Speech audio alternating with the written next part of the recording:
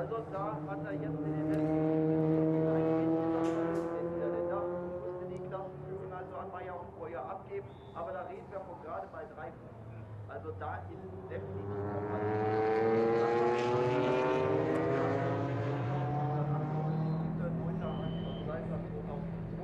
auf der 10. Position, Startnummer 359, das ist Volker Barmer auf einem BMW M3 vom Team.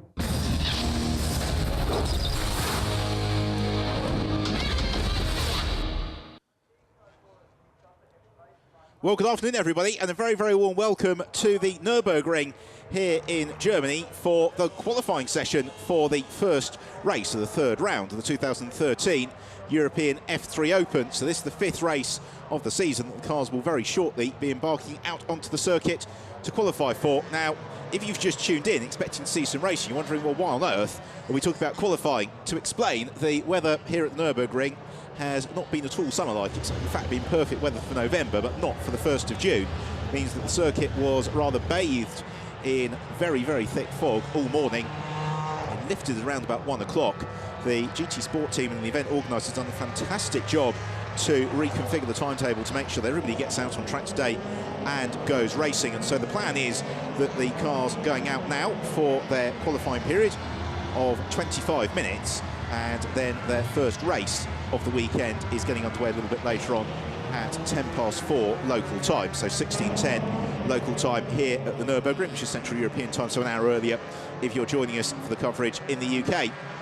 And my name is Ben Evans. I'll be here at the Nürburgring all weekend guiding you through the action, and I think we should be in for a brace of absolutely fantastic races from the European F3 Open this weekend. We have thus far this season already visited Paul Ricard and the Portimao circuit in the Algarve, and as yet we are yet to have a double race winner. We've had 4 different drivers scoring victories this season, although they have come from 2 teams. So from Team Westtech it was Nelson Mason who absolutely dominated the first race of the year at Paul Ricard, with then RP Motorsport Sandy Stuvik claiming the honours in the second. Well, RP Motorsport continued their winning ways into the first race at Portimao, where it was the Uruguayan driver Santiago Urrutia who was the winner, and then it was Ed Jones, the driver from United Arab Emirates, who won the 4th race of the season. So the cars at the moment out on track, just getting a little bit of heat into their Dunlop tyres. If you've never watched the European F3 Open before, just to explain, there are 2 classes. There's the principal class for the Dallara F312 chassis. There is the copper class for the slightly older Dallara F308 chassis.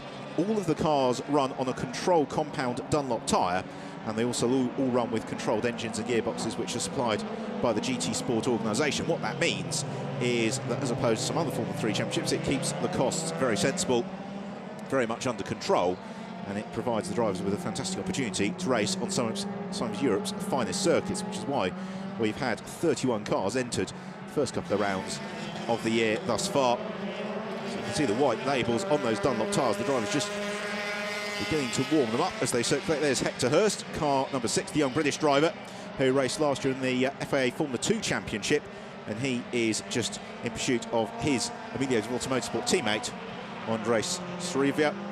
And to that queue is Nelson Mason, the winner of the first race of the year, but thereafter it's rather gone downhill, because the second race at Paul Ricard, he had a disagreement with the same piece of tarmac off the start and finish line with Santiago Urrutia, and then he had a fairly wretched time at Portimao, and so Nelson Mason really needs a good run this weekend to begin to start racking up those points to get his championship challenge back on track, because his best result at Portimao was a 16th place finish, which left him a long way out of the points.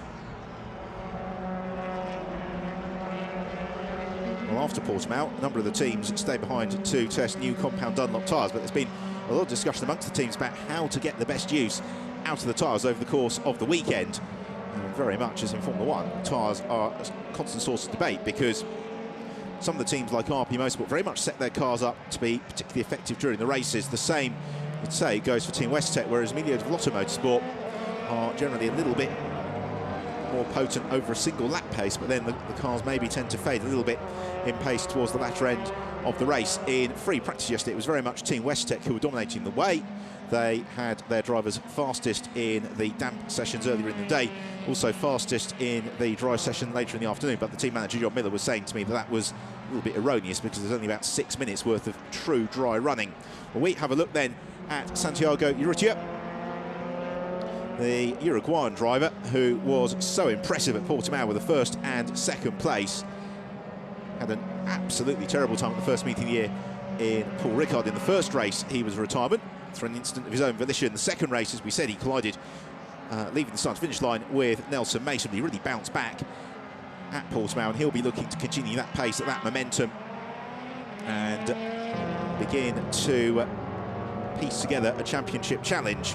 So Urrutia coming towards the end of not quite his first flying lap now, but you can see that the air temperature, the way the car slides around, is still really very low here. It's certainly not summery at all. It's well below 10 degrees, so the driver's going to take a couple of laps, probably just to get a little bit of heat into their tyres. Urrutia, for what it's worth, though, goes fastest with a 2 minutes 3.468. We have got just about 19.5 minutes left then in this qualifying session for the European F3 Open, which will set the grid for the 5th race of the season.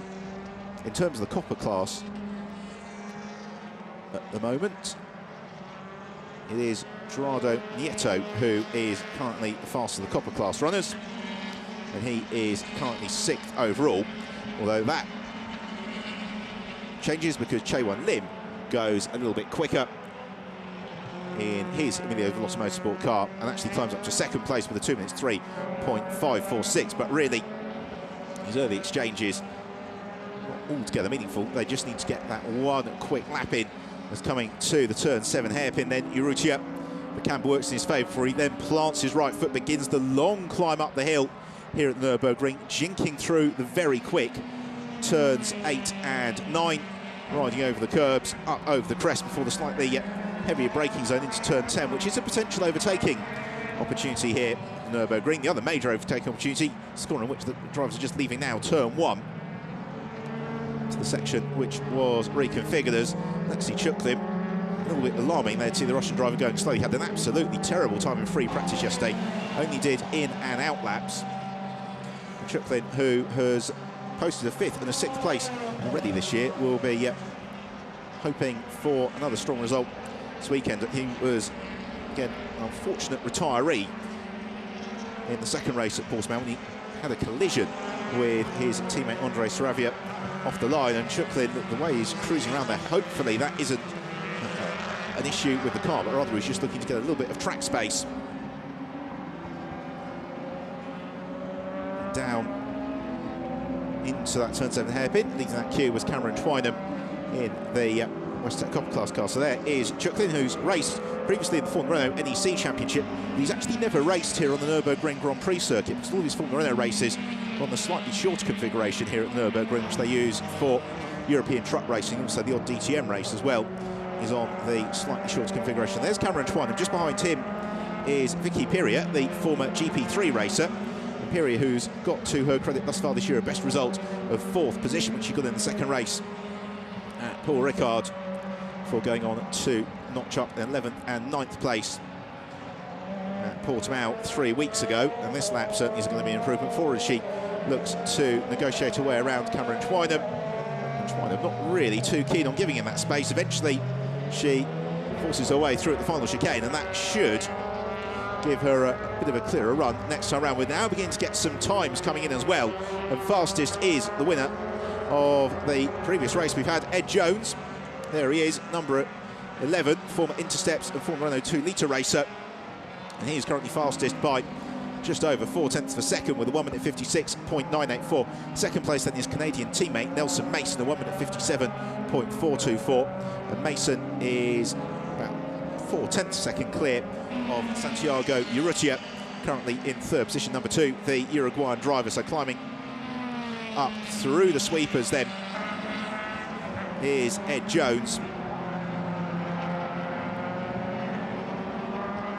Jones, who missed out on the first meeting of the MTs, combining his campaign European F3 Open with other commitments, but I think a driver who is able to get a good set of results in the remaining rounds could well challenge for the championship this year. Certainly the form he showed during the Winter Series would suggest that he stands at a very, very good chance of walking away with the title. He needs a solid weekend here at Nürburgring as he comes towards the end of his fourth lap of the session, so essentially his second flying lap. We've got just over 15 minutes left on the clock, and Jones accelerates through over the line, improves his time substantially, remains at the top of the standings with a 1 minute 54.839. At the moment we're seeing, as the heat goes into those tyres, that the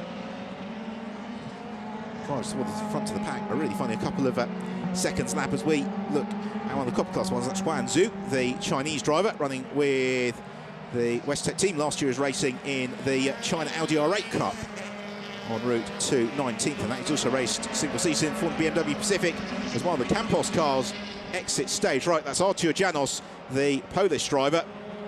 He may well struggle to get any grip on grass there. Janos, who, aside from competing in Winter Series, has only really raced in karts before. He does very well, in fact, to get that car off the wet grass, or does he? As we cut away, it looks as if he may have just possibly stalled it. Picking his way through all of that is Ed Jones, and given that Jones was delayed by a wave yellow flag, probably won't be improving on this lap. In second place, it's his teammate Nelson Mason, a 1 minute 55.356 for him. Third place is number 6, Hector Hurst, a 1 minute 55.912, and fourth is number 2, Santiago Urrutia, a 1 minute 56.283.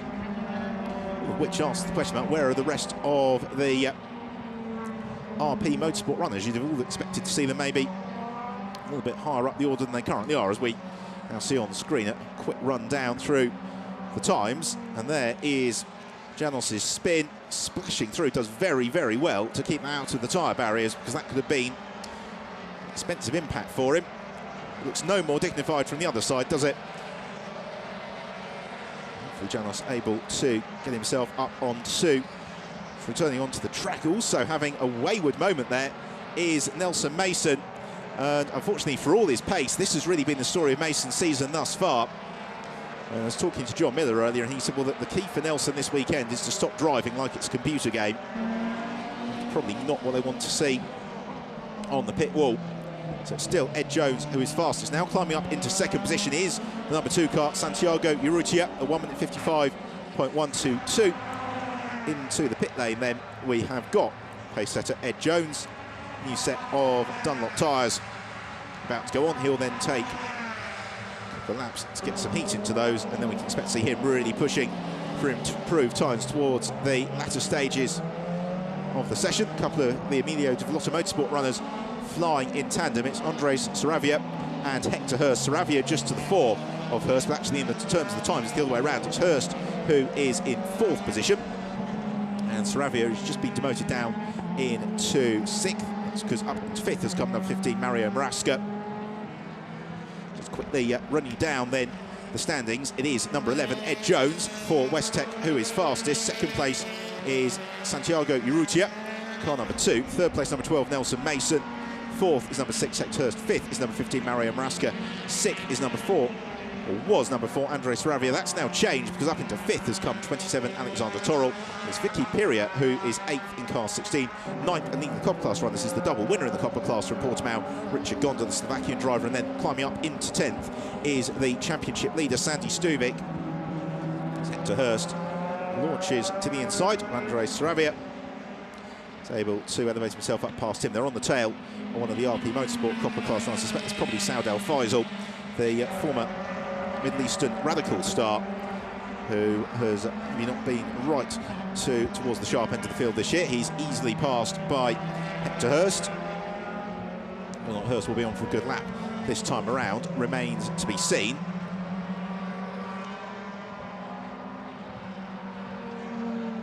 So we have got 11 minutes left in the session. Into the pit lane for a conference with his team is Lorenzo Paggi, who was 6th in last year's Formula Renault Italy Championship. Receiving some instructions from his Corbetta Competizione team manager. He's coming through to complete the lap then is Andres Saravia, currently in 8th position. Whether or not this lap will be an improvement remains to be seen. He flashes through. Now he doesn't improve. In fact, there was a couple of seconds slower than his previous best. A driver, though, who is really improving and up into 5th position is number 34, Richard Gonda. Leads the Copper class, leads it very comfortably at the moment. Second in the Copper class, down in 15th place, is Tommaso Mencini. And then Gerardo Nieto completes top 3 in the Copper class. And in fact, he just goes up to 11th and second in the Copper class. Hector Hurst accelerating out of turn 4, down the hill here. Hurst currently in 4th position. He needs to find the best part of half a second to get himself into the top 3 in this session. Currently in 3rd is Nelson Mason, we saw having that wayward moment a few moments ago. So heading out of turn 6, down the hill very, very steeply. The camera angle really doesn't do justice just how steep it is. Into turn 7, where the drivers can use the camber. They need to get that nice and clean and precise, because then it's a very, very sharp climb upwards. And Formula 3 racing has always been about corner speed, and more particularly exit speed, because these cars, comparatively speaking, have far more downforce and grip than they do actual straight line speed, and therefore if you make a mistake in the corner, you're not going to be able to power your way out of it. So you need to be ultra smooth and precise through the corners, very, very smooth on the exit, and that is the key to a quick lap. And this is looking quite good here from Hector Hurst. He has been demoted down to 5th position while we've been watching him, due to another improvement on behalf of Richard Gonda. Will Hurst be able to find an improvement in turn? He jinks through the final chicane and then on towards turn 14, particularly the section of the track which runs alongside the Nordschleife. They then head through turn 14, and Hurst really fighting Will. They're taking a couple of bites at the apex, and that may have just cost him a 10th or 2. He crosses the line, he improves his time, he goes back into 4th position at 1 minute 55.363. So he did find the best part of half a second there. He's now just 7 thousandths of a second back from Nelson Mason in 3rd position. It's still Ed Jones who is fastest by just under 0.3 of a second from Santiago Urrutia, with in 3rd place then Nelson Mason. 4th is Hector Hurst, who we're watching at the moment. 5th and leading the Copper class is Richard Gonda, and 6th is Andre Saravia. And Saravia really showing the strongest that we've seen thus far this season. Bottom Island driver. In 7th place we've got Vicky Piria. 8th is Roberto La Rocca. 9th Mario Marasca, and it's Alexander Toril who rounds out the top 10. It's the RP Motorsport squad flying in tandem. They are all in pursuit of the car of Dennis Nagulin, the Campos Racing driver. Nagulin, his 2nd year in the F312s in the European F3 Open. Last year was a fairly difficult year for the Russian driver, had all sorts of adventures on his way to 20th in the championship. I suspect this lap is going to be a bit of an adventure for him as well, because he's got some very, very quick runners from RP Motorsport in his tail. The first of those is Alexander Toril. Then we have got Santiago Urrutia. In fact, no, it's not Toril. Toril is the back of that queue, which would suggest it's probably Sandy Stuvik, who is the first of those RP Motorsport runners. And RP Motorsport needing to maybe bump themselves up the order a little bit here, with 7¼ minutes left on the clock. It's only Urrutia who's showing strongly. Toril, who was overjoyed to get himself on pole position at Portimao a couple of weeks ago, will be wanting a good result from this session. Now, Urrutia here, he's got the pace, but he's caught in a fair amount of traffic here, because Dennis Nagulin is currently in 16th, but he's 2.2 seconds off the pace. Then on his tail, he's got Alexandre Cougnaud, the Frenchman who stepped up from the Copper class, changed teams, well, he ran with Top F3 last year, moves to RP Motorsport. And Cougnaud has been consistent, if not spectacular, this season. 2 7ths, an 8th and a 5th for him. Currently sits in 13th place. And then we've got Sandy Stuvik as well. And Stuvik in 8th place. He needs some clear air, because the rear wings of these cars give off a fair degree of turbulent air. Could really affect tyre wear, because if you follow too close behind the car in front, you can drive around it, but it does lead to higher levels of tyre degradation. So coming down into the braking zone for the hairpin, having to be very, very tight on the brakes for squirting out on to the 2nd turn. And Stuvik, he improved his time last time into 5th position at 1 minute 55.502, so he's about 0.6 of a second away from pole. Pole position, by the way, still held, has been for most of the session by Ed Jones, but now alongside him on the front row of the grid and moving up is Hector Hurst. So Hector Hurst further improved him, 1 minute 55.120. Then in third, it's Santiago Urrutia. Fourth, number 12, Nelson Mason. And then fifth, this man, Sandy Stuvik, the championship leader. He's finished on the podium 3 times this season, and he was fourth in the one race where he didn't make a trip to the rostrum. And that consistency, aligned to the misfortune of others, has actually given him a fairly comfortable championship lead in these early stages of the season. What he now needs to do is just continue to rack up those strong results as they pick their way past one of the Copa de Competizione cars, which is rather cruising up the hill. Spec that was possibly Renzo Paggi.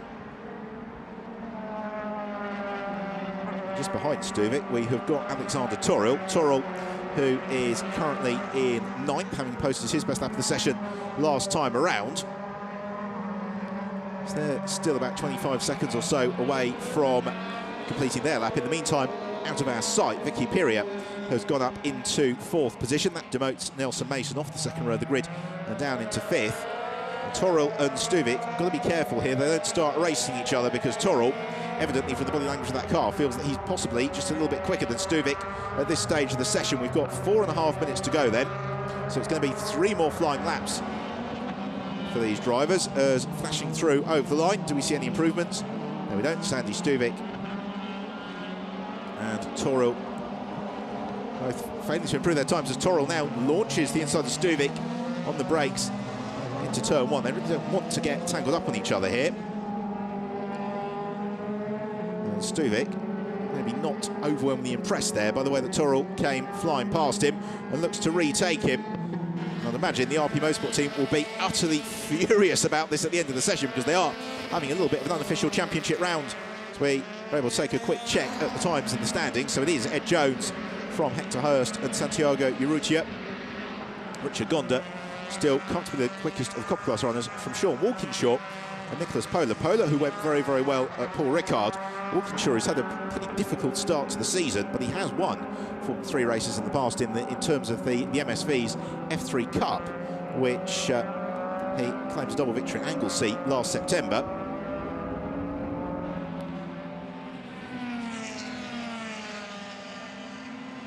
Toril's backed, understandably, right out of this lap. So where are the improvements potentially going to come from on this occasion? Possibly Sandy Stuvik, although I'd rather doubt it, because Stuvik probably lost the best part of half a second busy trying to bash wheels with Alexander Toril as they pick their way through the opening section of the lap.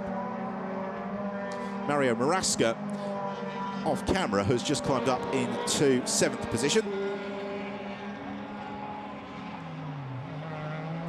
which is reasonably good qualifying performance for Marasca based on his relative pace this season. Or he has been getting quicker. He's generally raced far better than he's qualified, Marasca, so if he can get himself up to 7th on the grid, there is the possibility we might see the BVM driver being able to climb further still up through the field. So fractionally over 2 minutes remaining as the Venezuelan driver, Roberto LaRocca, arrives into the turn 7 hairpin. LaRocca, who we saw for most of last season with Team Westec in the F312, and maybe would have been hoping for a little bit more than he's been able to show thus far in 2013.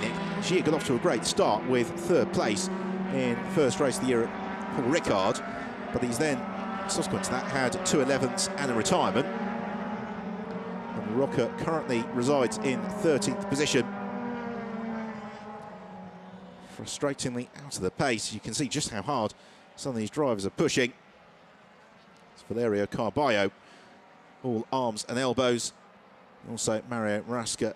So there is the pole-sitting car, Ed Jones, and he's been the 4 of the field throughout the session. He's in fact just posted an improved time while we see the replay of him, and also the Israeli driver Yarin Stern, who finished runner-up in the 2nd race of the season. Currently just outside the top 10. So we have got exactly 1 minute remaining in this qualifying session here at the Nürburgring, which will give us the grid for the first race of the 3rd round of the 2013 European F3 Open. And it is Ed Jones who continues to lead the way. Niklas Poehler, the German driver for the DAV racing team. It's run by the former racer, Teo Devenia. Heads through the final turn and accelerates over the line. The Nürburgring, a track he should know reasonably well. He raced last year in the ADAC's Formel Master Championship, where he finished 18th in the standings. He's going to get one more crack at a quick lap here. In the meantime, it's getting very, very feisty at the very front of the field. It's Ed Jones who's fastest by 0.3 of a second now from Sandy Stuvik, who's taken advantage of a little bit of clear air and not having teammates hassling him. He's gone second. Nelson Mason it is who is in third. Hector Hurst in fourth. Santiago Urrutia is in fifth, but in the pits, so he is unlikely to improve in this session and may drop down the order. It's Vicky Piria in sixth, Mario Maraska seventh, Richard Gonda eighth, and leading the copper class, Alexander Toro ninth, and Andres Saravia completes the top 10 as the checkered flag goes out. The session is at a close, and Hector Hurst is one of the drivers who's out on track, who may just be able to find an improvement here. He is 0.7 of a second away from pole position, but an improvement of under 0.2 of a second would get him up to third. An improvement of 1/4 of a second will get him onto the front row of the grid. He's in pursuit of Roberto LaRocca as he jinks through the final chicane and accelerates on to the last turn. Will Hurst be able to find that improvement then? Accelerating on towards the checkered flag now. Flashes through, doesn't improve. It's a 1 minute 55.5. It's 0.4 of a second away from his best. And in fact, we've not really seen an awful lot in the way of improvement thus far from the drivers that have come through to checkered flag. But for the teams, with the race getting underway in 50 minutes' time, it will just be a relief for them to see the cars brought home safely. As I say that, of course, somebody exits stage right and into the gravel trap.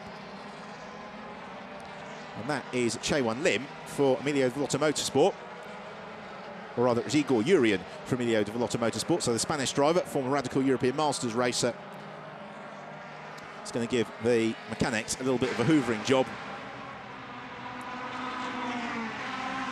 The last couple of cars flashed through, say checker flag. Nelson Mason brought his final lap of the qualifying period into the pit lane and clambers out of the car. He will be rightly happy with third place.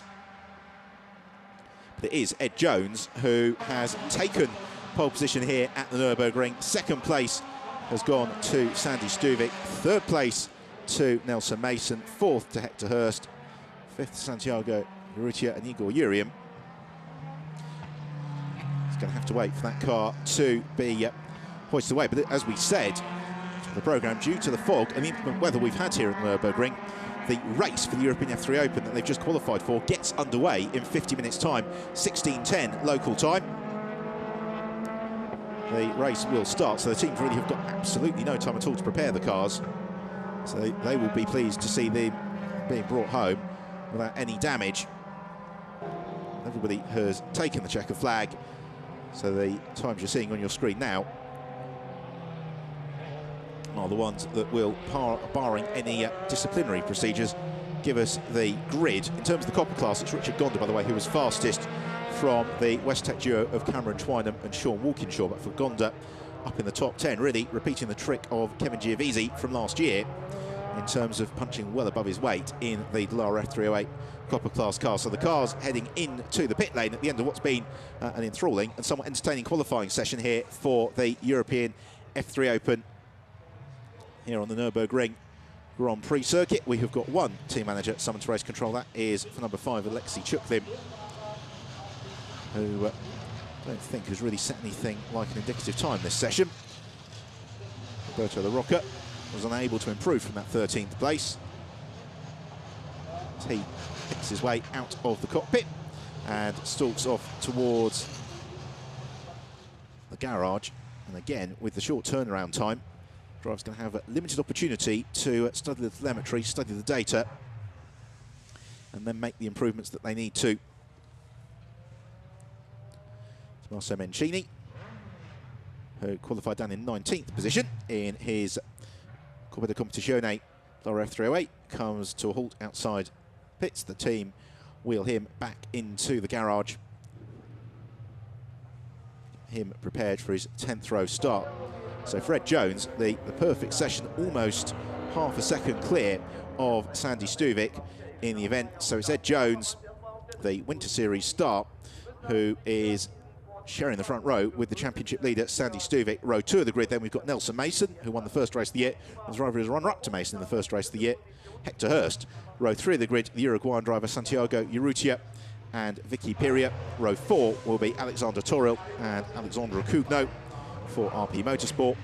And row 5, Mario Maraska with the first of the Copper Class runners, Richard Gonda. And to row 6, it is an all Emilio Villotto Motorsport line up with Andre Saravia and Yarin Stern. Row 7 is Roberto LaRocca and Dennis Nagulin. Row 8, Nicholas Pola and Cameron Chwan, the second of the Copper Class runners. And then row 9 is Sean Walkinshaw and Gerardo Nieto. They are all Copper Class runners, as is row 10, Tommaso Mencini and Igor Urian. In 21st place, we have got Luca Orlandi.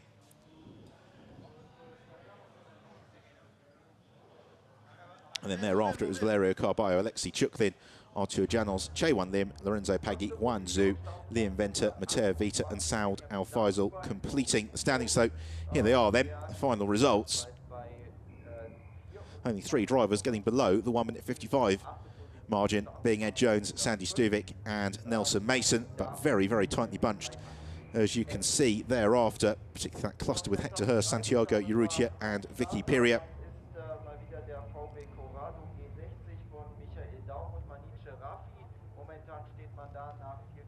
Equally competitive amongst the Copper Class runners as well. It's one of the beauties of the European F3 Open is that we do often see very, very tight battling going on throughout the Copper Class. 31 of them, once more we saw in qualifying, with Saud Al Faisal completing the field.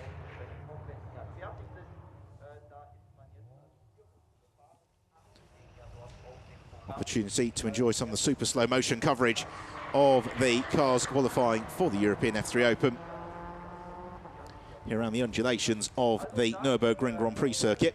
Track that is very challenging for the drivers in particular to get that balance of setup absolutely spot on between the faster flowing sections of the track and also some of the tighter corners as well.